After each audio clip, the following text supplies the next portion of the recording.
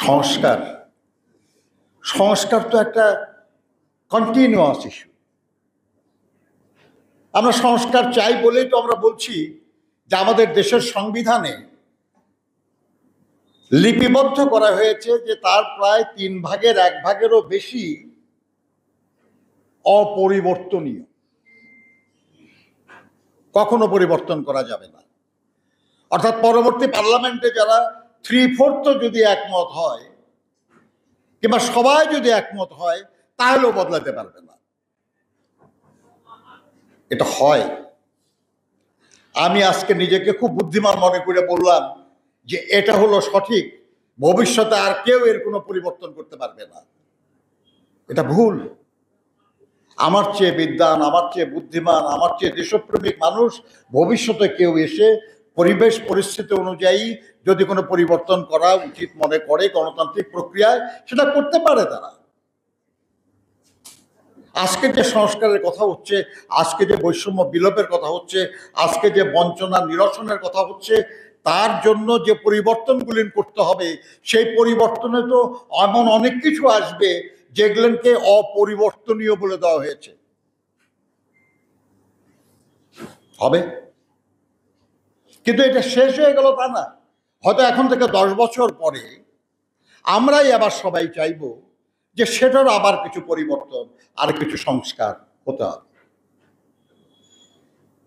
এই সংস্কার তো সংবিধানে সংস্কার দরকার, ব্যবস্থায় সংস্কারের দরকার, ভাবনায় সংস্কার দরকার, কর্তব্য সম্পাদনের যে প্রক্রিয়া সেখানে সংস্কারের দরকার, অনেক কিছুতে। এখানে একজন বলেছেন যে নির্বাচনী আইনে সংস্কার দরকার, নির্বাচন ব্যবস্থায় হয়তো সংস্কার দরকার, কিন্তু আমাদের ভাবতে হবে শুধু এই সব সংস্কারই কি একটা অন্তর্বর্তীকালীন সরকার করে দেবে? একটু আগে আমাদের একজন বন্ধু বলেছেন যে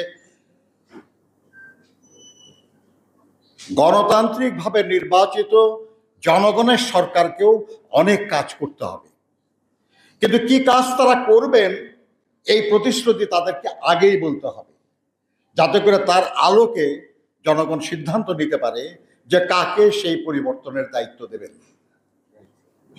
বাংলাদেশে নাই এটা, কিন্তু বিভিন্ন দেশে আছে। আপনারা শুনেছেন, আমি বেসিক্যালি শ্রমিক আন্দোলনের একজন কর্মী। আপনি জার্মানিতে যান, কোরিয়াতে যান, জাপানে যান, সেখানে নির্বাচনের আগে যারা ক্ষমতা প্রত্যাশী তারা সেখানকার বিভিন্ন যেসব পেশাভিত্তিক সংগঠন তাদের কাছে চিঠি লেখে। তারা বলে যে আমরা রাষ্ট্র পরিচালনার দায়িত্বে যেতে চাই, নির্বাচনে অংশ নিতে চাই, আমরা নির্বাচিত হলে এই এই করব।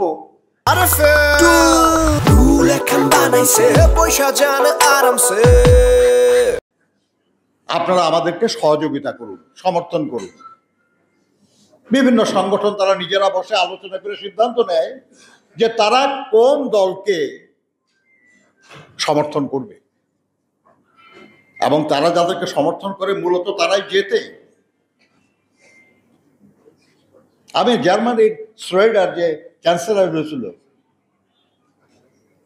যে মিটিংয়ে তাকে সে এসে তার বক্তব্য রাখছিল ইলেকশনের আগে, আমি সেখানে উপস্থিত ছিলাম। কোরিয়ার রাষ্ট্রপতি নির্বাচনে কোরিয়ান ট্রেড ইউনিয়নের কাছে চিঠি লেখা হয়, জাপানের জেটিইউসি রেঙ্গোর কাছে চিঠি লেখা হয়। বাংলাদেশে আমাদের সংগঠনগুলিকে সেরকম করতে হবে, যাতে করে আপনার মানে জিজ্ঞাসা করতে হয়।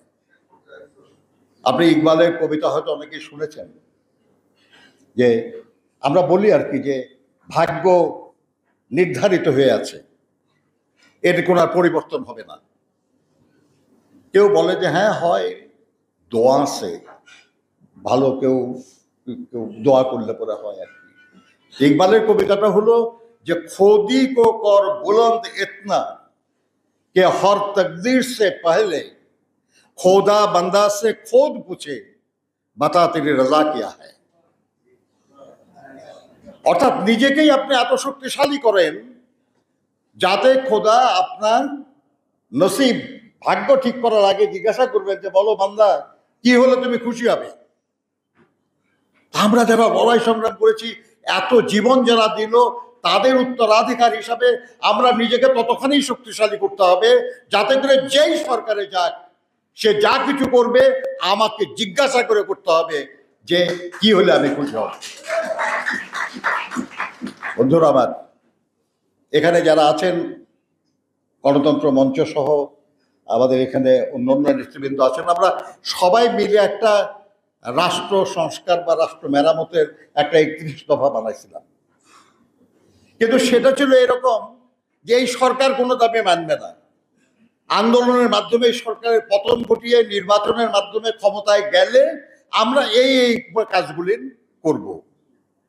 আজকে ঘটনার পরিবর্তন হয়ে গেছে, একটা নতুন অন্তর্বর্তীকালীন সরকার আসছে, তারা সংস্কার করতে চায়। আমাদের সেই সব আকাঙ্ক্ষার কিছু অংশ এই সরকারের দ্বারাই পূরণ হতে পারে, কিন্তু যা হবে না সেটা পূরণ করার দায়িত্ব তো আমাদেরকে নিতে হবে। জনগণের সামনে সেই প্রতিশ্রুতি থাকতে হবে, থাকা না খালি এমন একটা ব্যবস্থা অন্তত করতে হবে যাতে করে সকলেরই দায়বদ্ধতা থাকে। যারা সরকারে থাকবে তাদেরও দায়বদ্ধতা থাকবে, যারা বিরোধী দলে থাকে তাদেরও দায়বদ্ধতা থাকবে, যারা সাংবাদিক থাকবে তাদেরও দায়বদ্ধতা থাকবে, যারা লেখক থাকবে তাদেরও দায়বদ্ধতা থাকবে, সবারই দায়বদ্ধতা থাকবে।